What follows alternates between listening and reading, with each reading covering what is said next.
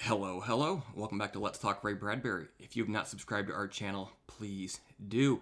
Here on Let's Talk Ray Bradbury, we are slowly working through a collection called The Stories of Ray Bradbury. We are up to story number 65 of 100 today, which is The Anthem of Sprinters from 1963.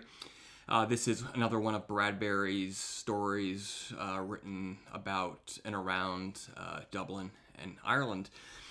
For your synopsis, an American screenwriter named Douglas, a stand-in for Bradbury himself, Ray Douglas Bradbury, is in Dublin. He's in a pub called the Four Provinces. He overhears a couple of men talking about a sprint and who will be better, Dune or Houlihan. But it seems that this is no ordinary sprint. They have a custom here, which is to see who can run the fastest out of the movie theater between the end of the film, when it says the end, but before the beginning of the national anthem, which plays at the end of the movies, and apparently nobody wants to sit in here because it's been playing there for years and years and years.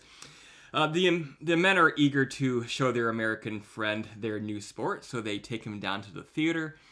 They place wagers, some on Dune, some on Houlihan. They even handicap the race by giving Dune a little bit of alcohol. So they hear from outside, they can hear the music winding up as we come to the finale of the film. It's about to end, and they know the moment has come.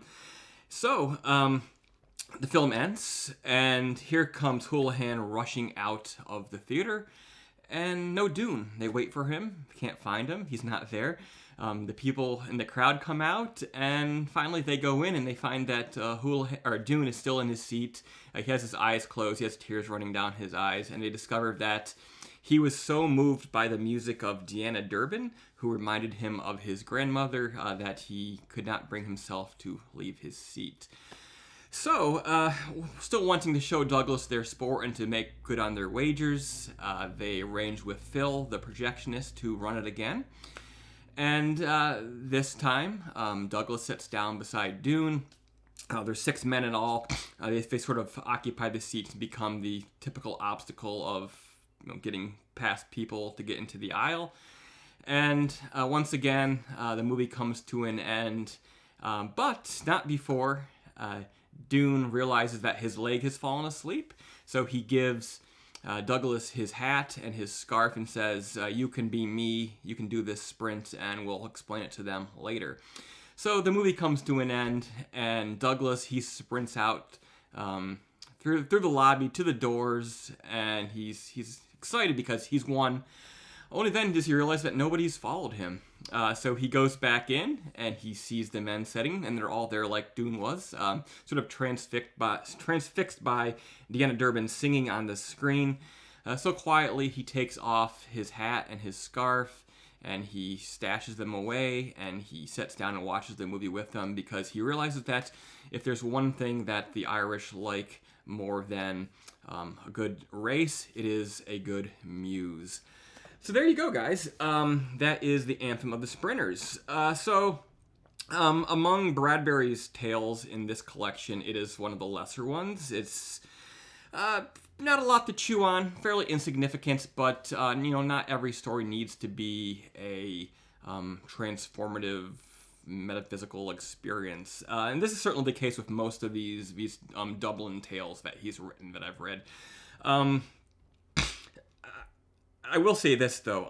As an American, I often find some of the sports that Europeans obsess over to be sort of ludicrous. And no doubt, Europeans feel the same way about American sports.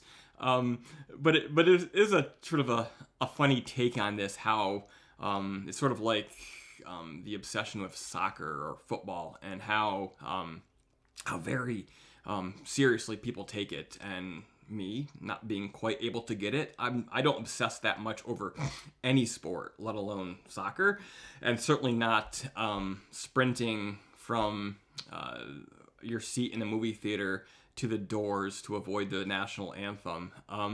That said, I am a runner, or was a runner. I haven't run much in the last couple of years.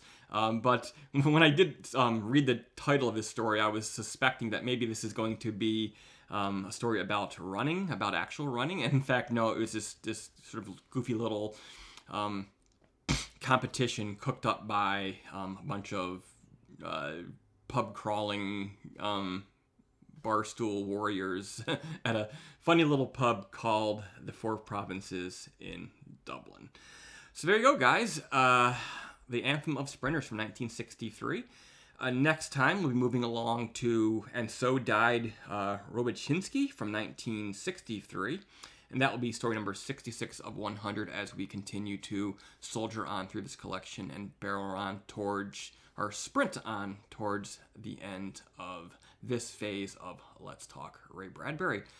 Thank you for watching, and tune in a couple days and we will discuss another story here. See you later.